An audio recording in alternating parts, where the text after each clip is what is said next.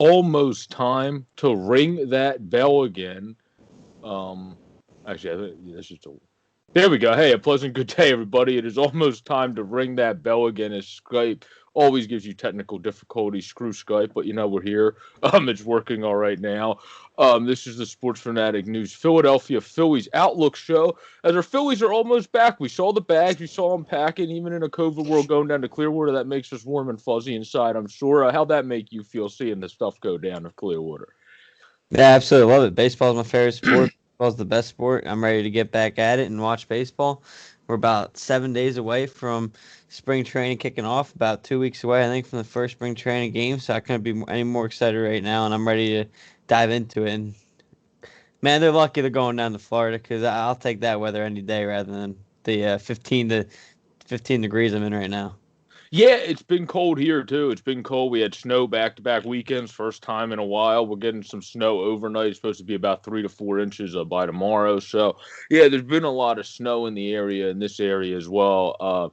And it hasn't been as pretty. Definitely, it's definitely been a lot more involved. They called for a winter with snow, and there's definitely been a winter with snow. So at least they got that right.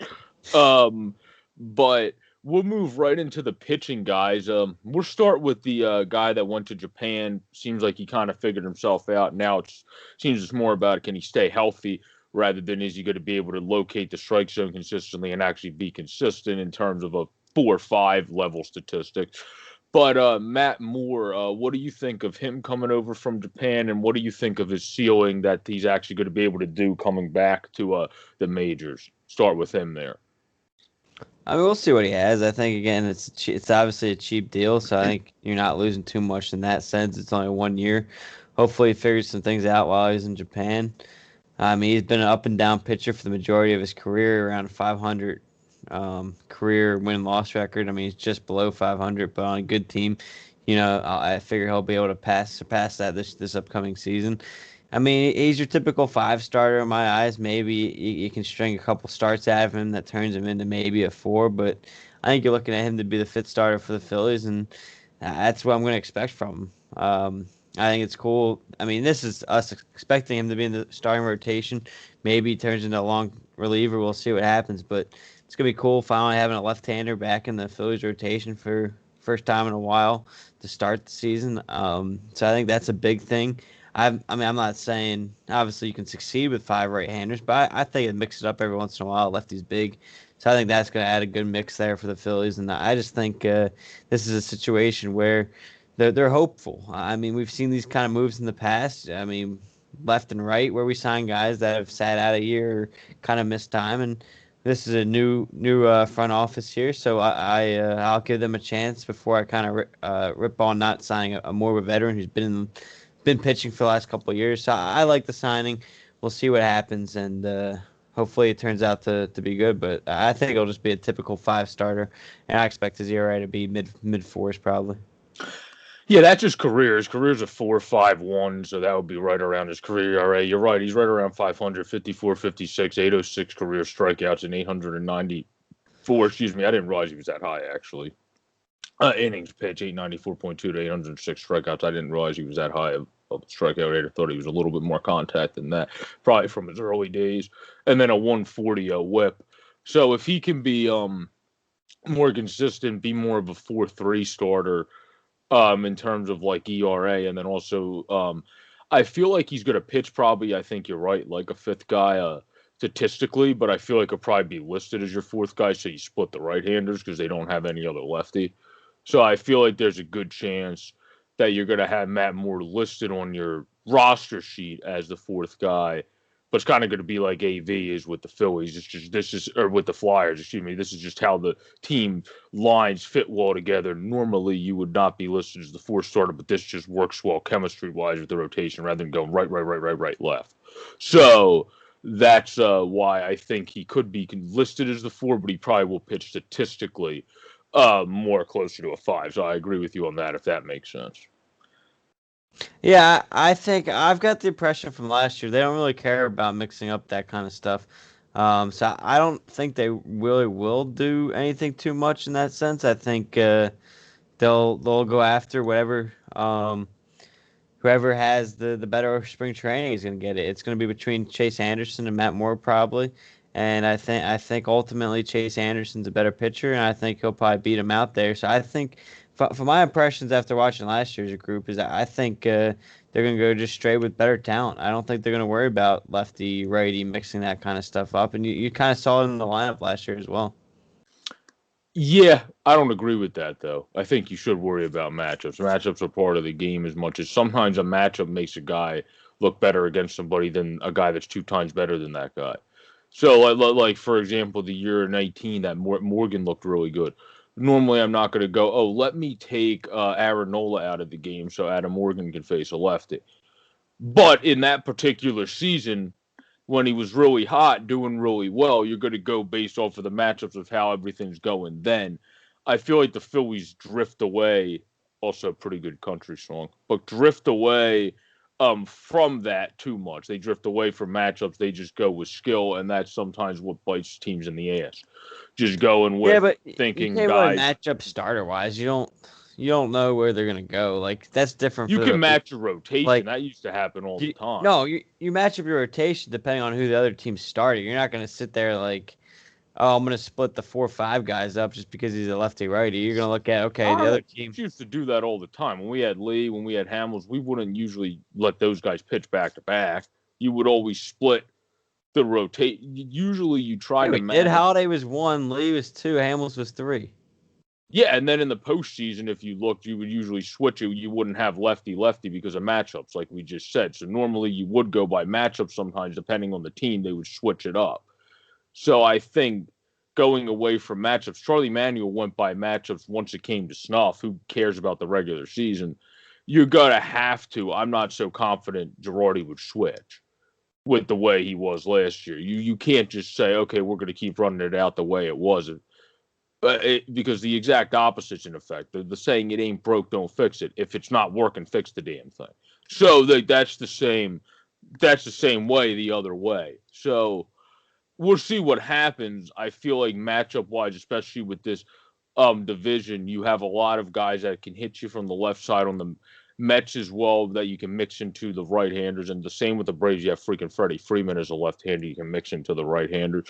So, and then you have Soto in Washington that you can mix into the good right-handers. So, I think there's guys you're going to have to match better and not just go right. They'll probably destroy you if you have 3 right-handers in the same thing, because some of those teams actually do worse against left-handers. So, I think that's something you have to look into. I think that's why they probably added extra depth at left in the bullpen, because they know that about the matchup. That's why I think you have to pay attention to them more, but no pun intended. And actually be able to match up here and figure it out. But I agree. I think talent-wise, Anderson's a notch better. It's just sometimes I think you have to do things by the matchup. You don't see the Sixers do things by talent-wise. Matisse Thybulle, talent-wise, will not be playing nearly as much as he is. All he's been doing is basically playing like Andre Robertson from back in the day, just defense. So that's because that's working for him. Sometimes you just got to do what works and what matches up well. So I think if you go away from that too much, you'll probably kill yourself rather than help yourself. That's just not going to help the team in the long run, I don't think. No, yeah, I hear you. I'm just saying you're not in a situation where you're going to do that. Like, come opening day, you're not like Matt Moore and Chase Anderson are going to face the same series. Like, you're not like obviously Aaron Nola, Zach Wheeler, and Zach Eflin. You're going to have do we have a 5-game series to start the 4 or 5? No, you have a 3-game series, and then you have another 3-game series. So you're gonna without question, you're not starting Matt Moore over Zach Eflin. It's going to be Aaron Nola, Zach Wheeler, Zach Eflin. So those 3 are going to face whoever opens, and then 4 or 5 you're going to face the same team. That's my point. You're not really matching up. Like it's completely different than relievers. Yeah, you're going to match them up lefty on lefty and everything. But when it comes to starters, 4 or 5 wise, you're facing the same team. Yeah, they are. I just think over time it would you put in a lefty splitting it rather than that's just the way I'm old school. I used to see teams split rotations all the time, so I just don't like having the same exact hand. If we had 4 lefties, I would say the same thing. I'd be like, you're stupid. Move people around, get more right-handers. So like it would be the same strategy if it was the other way. But we're we'll see. I like Moore. I like what he was able to do in Japan. We'll move on to Chase Anderson now. You talked about him. He's even bigger than Matt Moore. When we read Matt Moore's strikeout rate, that's a little bit higher than I thought it was. Chase Anderson, even more so than Matt Moore, relies on his defense, relies on ground balls, relies on contact, as does Moore. Number one, how pivotal is it going to be that our defense is more consistent this year? And number two, what do you think of the ceiling, just as I asked Matt Moore, for Chase Anderson and what he's going to be able to do for our club? I mean, like always, your defense is very important, and you're going to need it to excel, especially with a ground ball type pitcher. You have a lot of them in your rotation, and Zach Wheeler, Zach Eflin, now Chase Anderson. So your defense got to be ready to play. Obviously, we have question marks in Gene Segura, Rhys Hoskins, Alec Boehm. They're all question marks sometimes on the defensive side of the ball. Obviously, we love Alec Boehm as a hitter. Hoskins has power, and Gene Segura is a good hitter for average. So obviously, we like that side of it. But when you got all these ground ball pitchers, you got to be ready for anything in the infield, and that's where it's going to be a concern. And we saw it as a concern multiple times last season, and it cost us games and runs at times. So I think it's important. It's going to be a pivotal part of the game, and you're going to win games and you're going to lose games, partially from the defense. It's more than just offense. In terms of ceiling, he's coming off I mean, listen, Chase Anderson really hasn't had a phenomenal year in a few years. His ERA has been climbing the last 4 years. He's been pitching. I know last year was the odd year, so I mean take last year for what you want, but you go to the years before that, he goes from a 2.74 ERA to 3.93 ERA to 4.21 ERA. So some pretty big jumps here in the last few years. So that is reason for concern in my eyes. You're getting 1 year, $4 million from him. So again, you're not giving up bank for him. You're just taking it cautious, a good deal here for a depth, which this team hasn't had in a while. So I think that's huge for this team. I think it's huge for the organization. And listen, he's a guy that's going to go out and give you innings. And I like the signing. His ceiling, again, he's a 4-5 starter, and he'll show it. And I expect him to be a low 4 ERA. Yeah, he's able to eat some innings. Yeah, 158 and 18, 139 and 19. He's a guy that went from a 3.93 to 4.21. If he's at our 4.5, I'm fine with something right in between those two numbers. Doing something good there in between a 4.93, 4.21. I think it's unrealistic to expect a 12 and 4.27 for 2017 season. If that happens, fantastic. I just don't think that's realistic to come in expecting. And if we have in between that 3.93 and 4.21, we'll be looking good and sitting pretty, I think. And then Vince Velasquez, get your behind in the bullpen. Don't come anywhere near my starting rotation. Don't you dare. With the offense this team has, I think if he's right about his career average in a 4.06 to 4.08 area, I think this guy will win at least 10 games, and I think you'll see him about I agree. 12 and 8 or something like that. And I think that's what you want out of your 4 or 5 starter.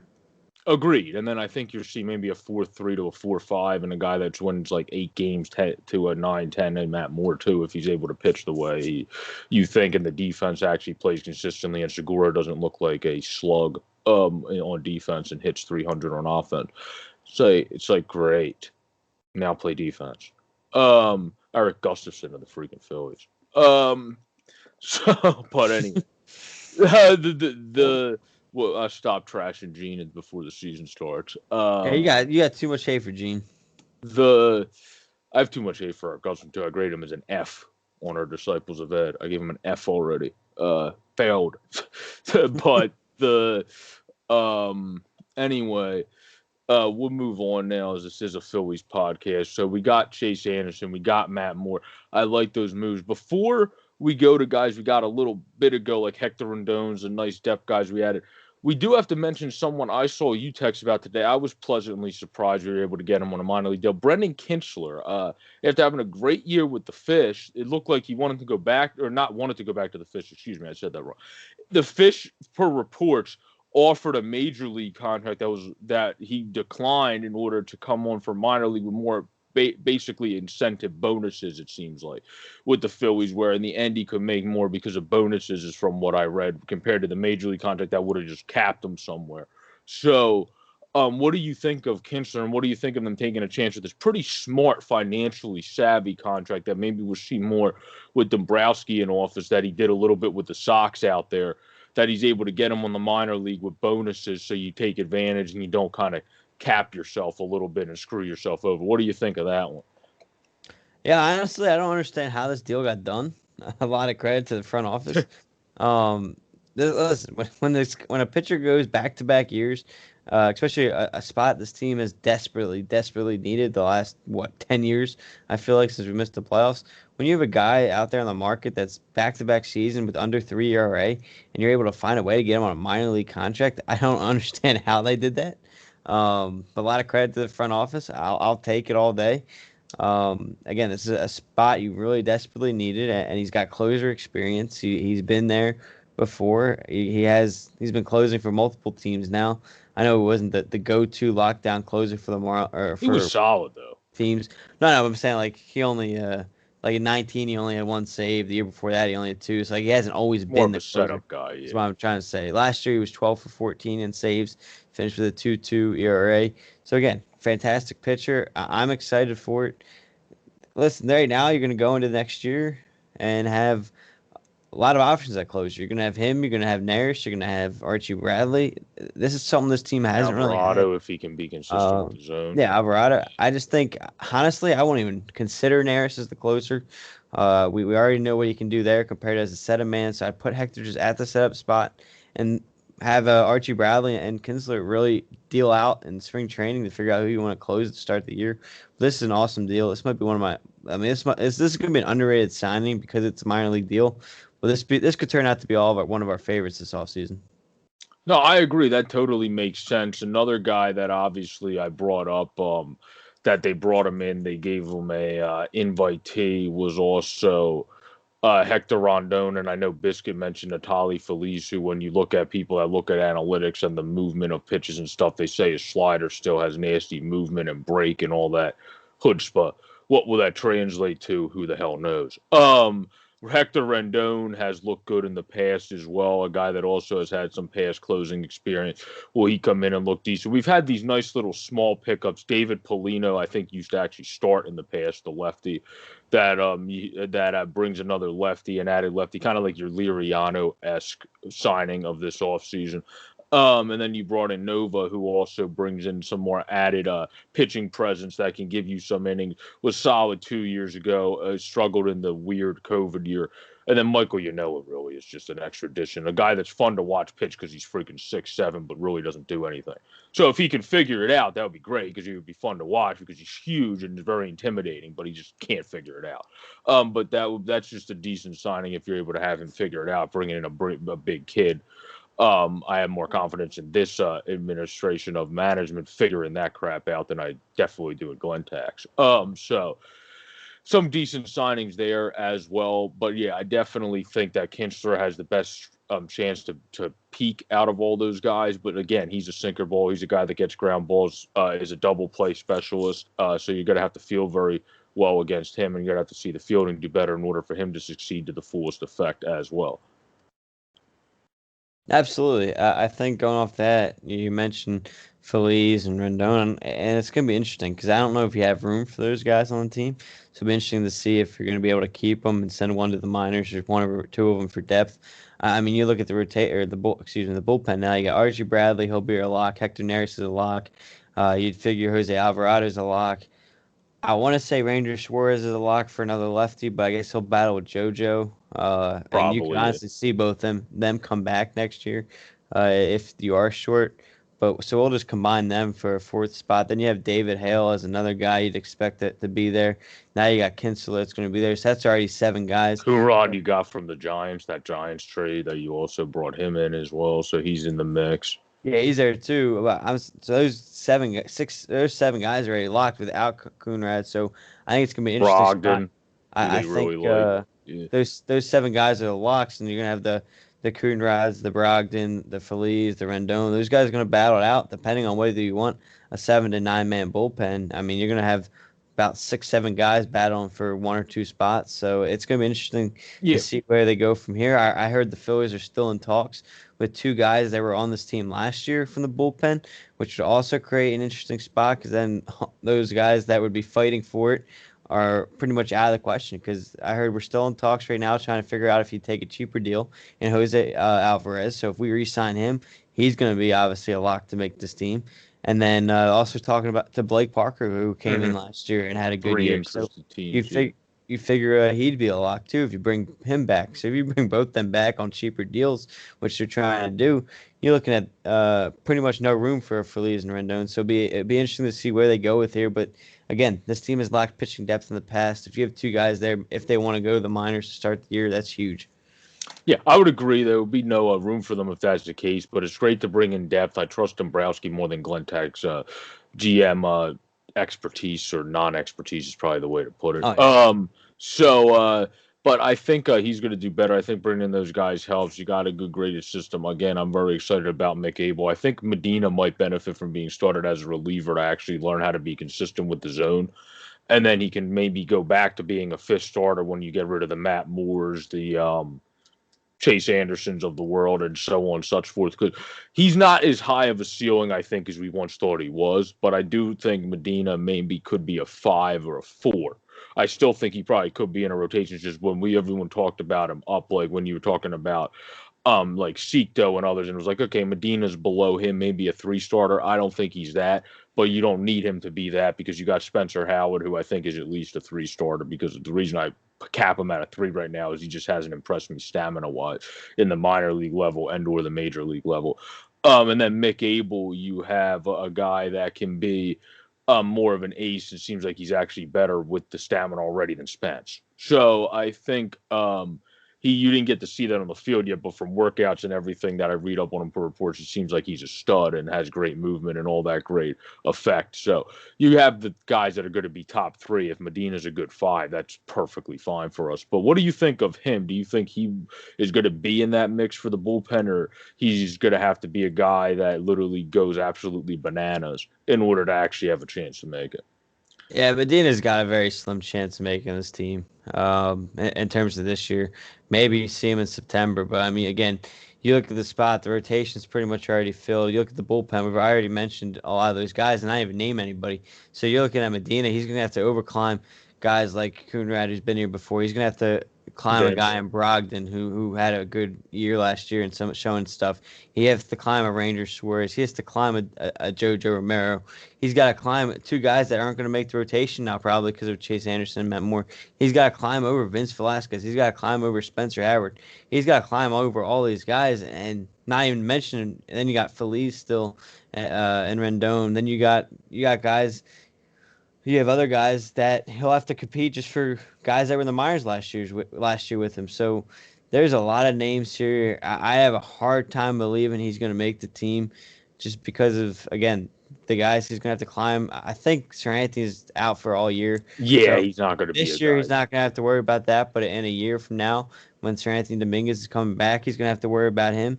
So there's a lot of names here. I think Medina is going to be in AAA for the majority of the year, and you really won't see him unless we go through another year of a ton of injuries. Yeah, I don't think that's an issue. We'll be able to develop, do well as long as they're able to get swinging down there in AAA. I think that's actually the best strategy. The reason I think he might be ahead of Howard is personally, I think you're best letting his stamina grow, so you're just kind of hurting him if you put him in your bullpen, unless if he really takes off and does ridiculous and is like one of the best relievers at like the long man position. Otherwise, I think you're best stretching him out and seeing what he can do at the minor league level. And then Medina, since you know he's not a prized guy, he's more of a guy that, like I said, is more of a 5 at this point, can develop maybe into a 4. You can put him as a long man, kind of a better Kyle Kendrick-esque that seems like he's fine going back between everything, is not going to bitch and moan about it, similar to Kyle. So that can work. You're not going to do that. You didn't see that with Cole Hamels coming up. You weren't like, well, Cole, we need you to go to the bullpen now, and then we need you to start. Like that doesn't happen. So that's why I feel with Medina, that has a chance of happening. With Howard, I think that would be more of a stupid strategy, unless if he literally goes ballistic. And then because he really, like I said, if you want him to be a 1-2, he needs to develop that stamina. That's why I cap him at a 3 right now. Yeah, I see what you're saying. I don't see him beating out Howard. I get Howard's stamina is not there, but in terms of showing us more, I think Howard's shown this team more. Agreed. No, I agree with that. I think sometimes it just comes to where's the buck going to stop. Can Medina, if you give up 4 runs in 6 innings, is that better than giving up 2 runs in 3 innings? Like, that's more Like, what's your judge? Do you want the guy to go 3 other innings and give up 2 more, or would you rather have a guy go 3 2/3 and only give up 2? Because normally at a round we saw 3 2/3, whether it's the minors or the majors. That's when Howard starts sputtering a bit. So that's more what I'm getting at. Yeah. But as we wrap up here, we'll talk about guys that are still on the market. We kind of hinted at it a little bit earlier, different guys you mentioned as a last final point here. Is there anybody that's still on the market hitter-wise? Well, I know one guy for you. Hitter-wise and then pitching-wise that you would be interested in the Phillies looking at? And if so, give me one for a hitter and one for a pitcher if you have both. Oh, man, you tied me down to one? No, I'm just kidding. I think one pitcher starting-wise, I think guys that you've mentioned on here in the past is Jake Odorizzi, Teron Walker, and I'm blanking on the third guy who Philly's actually looking at. I can't remember who. Oh, James Paxton. I think between one of those three, if we're actually considering one of them, if you can honestly lock down one of those and have them be the 3 starter and move Eflin to the 4, not saying Eflin can't be a 3 because I like Zach Eflin, but I'm saying your rotation's that much better, especially when you've seen rotations around this league and what they've done. I think that would be huge to add one of those. So if you're giving me one guy at starting pitcher, I would love to bring in. I think I'm going to go I go back and forth with this. I think I'm going to go Odorizzi. I think he'd fit pretty well, and I think he kind of continues that ground ball type style pitching-wise, so you kind of keep that same trend rather than bringing in somebody else. So he'd be my starter. I think at this point, listen, I think the bullpen's pretty much set at this point with the move, but I'm all for. I've been a big advocate of this since the last year's trade deadline too. I'm all for bringing in Trevor Rosenthal, especially this late in the off season. I think his value keeps decreasing a little bit. If you can find a way to bring him on a cheap deal, and listen, he'd be your closer off the bat. You could have him close and the other guys set up, and this bullpen will be the best it's been in a very long time. So if you bring in Trevor Rosenthal, I'm all for it. Yeah, but Rosenthal, I think, is the same factor, de facto ways. If you bring in Odorizzi, Eflin's good, but you're still going to move him down the rotation because Odorizzi's more experienced. If you bring in Trevor Rosenthal, you're just going to slap him into the closer role because he seemed to bounce back, got over the yips, which congratulations to him because that's very hard to do. Ricky Ankiel was able to do it switching positions. Rosenthal was able to do it staying at the same position. So congratulations to him for also overcoming his adversities there and balling out last year in a season that was hardest to ball out in. Where we've seen guys that do great normally tamper off. Christian Yelich, for example, an MVP, sucked. And then you get to see Rosenthal really flourish and do really well. So I think this was great for his career. It's great. First of all, when he went to San Diego, he was the dude was like all about the town. He was as soon as he walked in, he's like, man, this San Diego pizza. Oh my God, I love San Diego. He was like Ron Burgundy. Like literally, he was like Ron Burgundy. He was like, stay classy, San Diego. Like he was that into San Diego. So he's going to be another Archie Bradley. If you get him, you're going to have 2 Bradleys where you have one guy repping the city over here and the other guy repping the city over here. They probably have a competition of who has more city spirit. Like that would be very good for the team morale as well to have 2 guys that are really good pitching wise, but really good motivators as well. Really probably have a career in motivational speaking if they really want it after the careers like Gabe has right now, Kapler on the side. But yeah, I definitely have faith in that. That's a move I would do in a heartbeat, even with steady reliever. It's kind of like in football, if you have a good aging quarterback and Deshaun Watson's on the market, you're probably not going to go, well, yeah, we have such and such here, Ben Roethlisberger. I'll be like, no, screw you, Ben Roethlisberger. I'm getting Deshaun. Right. So that's pretty much how that goes. But for me, yeah, I'm not going to disagree on Odorizzi. I've always liked Odorizzi. He's a guy I've liked as a pitcher his entire career since his Rays day. I think having Caleb Cotham in here who has he doesn't have connections with the Rays, but he just seems to have the same similar mentalities as the Rays where build on what your strengths are. Focus in on that. If it's slider movement, I'll study your slider movement like it's a religion. If it's fastball movement, having that late break like Alvarado that made Charlie Blackmon, one of the best hitters in our time, look like an idiot. So if you're able to do that, he'll focus in on that. I mean, Charlie Blackmon, I'm pretty sure even said I looked like an idiot. If I remember correctly, after he struck out on that one pitch, I was sitting there going, what in God's creation was that? So yeah, he definitely has really good movement when he's at his best. If I'm looking at a guy, though, to solidify first base, this is an outside of the box person just because we're not sure about Reese's health. As Biscuit pointed out, please check out the Always Next Year podcast of Chasing the Pennant as well. We do great stuff over there with Biscuit and Sean. It's very fun doing that as well. Shane and Rob and others. Please check that out. But Justin Turner, I think, would not be a bad pickup either. He's been in the division. It'd obviously be great to piss off some Mets fans, too. Love to do that. So picking up Justin Turner would be nice. The Mets fans already got pissed off with how well he did with the Dodgers. Let's rub it in a little bit more, bring some salt in the wound, bring him to Philadelphia at the end of his career. Be the kind of Michael Young, the great veteran presence with power, though. Contact and power comes with Turner. Contact and contact comes with Michael Young and fielding. So I liked Michael Young when we brought him in towards the tail end. Now you're bringing in a veteran. The difference is towards the beginning of taking off rather than the tail end of your fall off. So I think that's a good move. You'll be able to play him at some first. You can still play third base, in my opinion. You can definitely play second. So I think he adds you versatility. He still hits really well. I think he's at least a 275 hitter, in my opinion, if not well better, even if he gets injured and banged up like he did last year. So he's still going to add a good bench bat. And what were you going to say? He's a 290 career hitter and 307 last year. Yeah, he's a 290 career hitter. If he gets, he actually hit well through injury last year. I'm just saying sometimes that catches up to you. If it does, even that, I'm saying I think 275, 280 is going to be his least, which is still, I'll take that any day of the week. Off of the bench, a consistent guy that can add some pop, been around the block, won with the Dodgers, just looks very consistent in his entire career. One of the best guys to have in your locker room as well, per report. I would definitely take Turner. That's my outside of the box. And what do you think of that one? I mean, if they find a way to get it done, I agree. I don't know if he's willing to take a backup role. You're kind of already handicapped with a lot of different infielders, so you have to have someone agree to a platoon type role. Mm-hmm. I mean, all signs point to Hoskins playing opening day. He said it before. He's already been working out in the offseason, so I think they fully expect to have him ready for opening day. So it would be, again, it's an interesting situation. Am I against it? No, but again, you're going to have a tough spot with someone. I mean, because if Hoskins does play opening day, who are you going to turn to and say you're benched? Are you going to bench Alec Boehm? You're going to bench Justin Turner? You're going to bench Rhys Hoskins?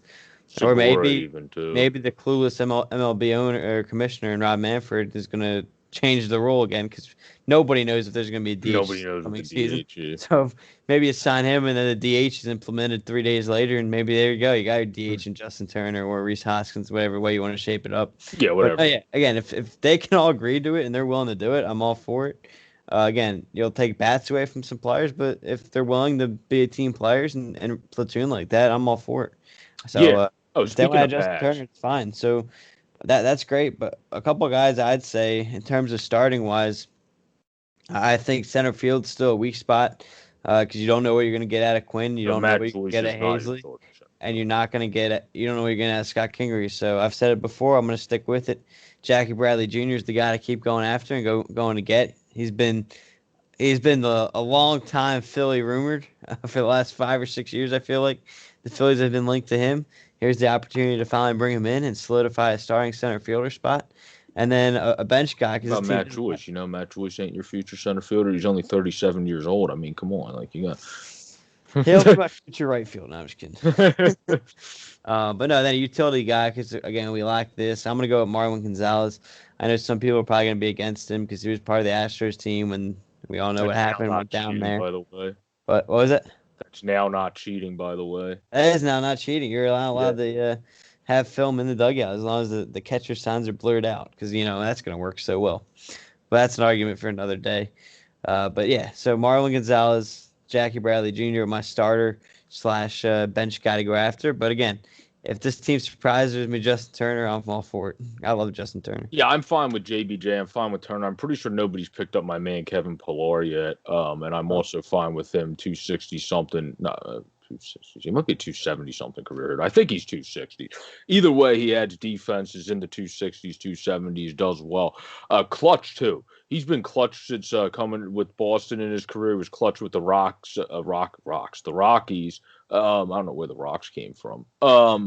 And then he was good with the Giants as well. I don't think they ever should have got rid of him. That Giants team could have definitely used him with how hot they were last year during a stretch run. He's a Mr. Clutch type player that really brings that high energy level. He's a guy that kind of outweighs his skills. Like I gave an example of guys that might be outweigh their skills sometimes and bring more benefit than even where their skill caps out at.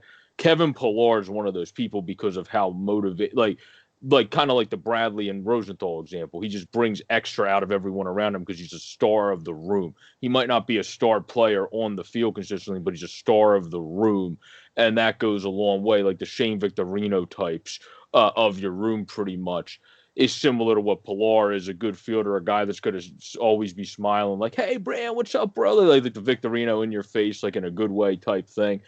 He's kind of that type of guy, almost like Kevin Millar, similar name, is the personality of Pilar a little bit. Just not to as oomph degree of an effect. Millar takes that to an Everest level. Pilar's at a little bit of like a Pikes Peak level. Yeah. No, I've always been I've always liked Pilar. I think he's a good guy. I would not be against that. I just don't know if he's a big upgrade over Hazley is where I'm at. But here's the name. Let me throw this name out to you, and I don't know where you'd use him. Maybe it's a guy when McCutchen leaves here after. We'll see what happens with him. I think this is last year. Maybe he's got one more year. But with his age, he might be gone. This is a guy, in a way, I feel like he's similar to Dominic Brown in the sense of he had a lot of hype. This is a guy that we were actually not able to include in the Cole Hamels trade when we ended up getting what's his name? Nick Williams. And this is and I don't know if he'd take a minor league deal. Maybe if he has a good spring, you stash him in the minors for a little bit.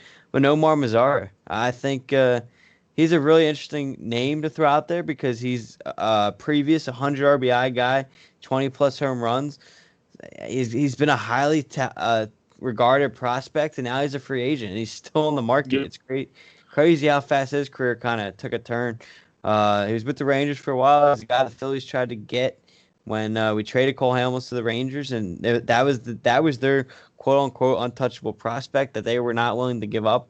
I can't remember who they got last year, but they were willing to give him up to the White Sox last year.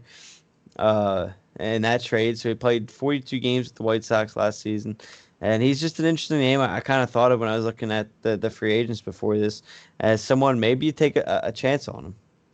Yeah, I would do that. I mean, that's more of a scenario at this point. I would say, why not? The talent level's there. He's a former top prospect. If you can pull anything out of him, you brought in the new hitting regimen you brought in last year, the new hitting coach. It seems like that strategy. People like it. The players like it, what they're doing there. For me, it would be more of a, yeah, why not? You might as well see if you can get him. You're probably not going to get him back to the once top prospect air, but you get him to one. He could be a pretty solid player. A guy that's a more consistent, a guy that can chip in as a nice middle of the level lineup guy that's more of a chip in player than the projected star he once was. But that's still a great guy to have on your team, like the worst of the world, I guess. Something like that maybe he can develop into the like. You're not going to see him become Bryce Harper, obviously. So which would be ridiculous if you've got Nomar Mazara and he went back to a star level, and then you have Bryce Harper in one corner and Nomar in the other corner. But yeah, I would say why not? It just seems like a smart pickup, a smart little pickup, a smart guy to give a chance to. That's why I would definitely be all for that. So yeah, I'm with that. That's not a bad one. He played center, I think, in the past, but isn't the best at fielding, kind of like similar to Benintendi. Like Benintendi can play center, probably feels better in the other two positions, though. That's now with the Kansas City Royals. But we'll have to see what they do and what's going on. But did you have any more closing points as we're wrapping up? As Pirlo, our great friend, will say, to our full 42 almost literally as we're at 39 minutes. Nah, that's all I had. That was the last name I had to offer. I think this has been a solid off season so far, and I think there's a lot of reasons to be excited come opening day here in a few months. And listen, this could be our team was borderline 500 last year, and I think this team can go a long way this year with what they're putting in place. Yeah, they're putting in a good foundation, and it's like building a house. You need to have a great foundation first before you can put the struts in and everything else, and can't just start throwing them on top of dirt. So they're definitely building a great foundation for people that play Minecraft too. You know what I'm talking about. If you're not a carpenter or anybody that actually builds houses in real life, just go play some Minecraft, and you know what I'm talking about. Also, but anyway, that was just a random advertisement for Minecraft. You're welcome, Minecraft. But anyway, this has been the Phillies Sports Fanatic News Phillies Talk Show. I really thank Andrew for making time to join again. Stay safe, buddy. AJ underscore Santangelo on Twitter. Follow him. I'm JJ Bora 26. True Under is the podcast one that you can message me at too. I look more at my JJ Board 26, so I'd recommend using that one. But I'll get back to you in a week at least with you messaging the other one. But everyone have a great, safe, and pleasant day. Stay safe.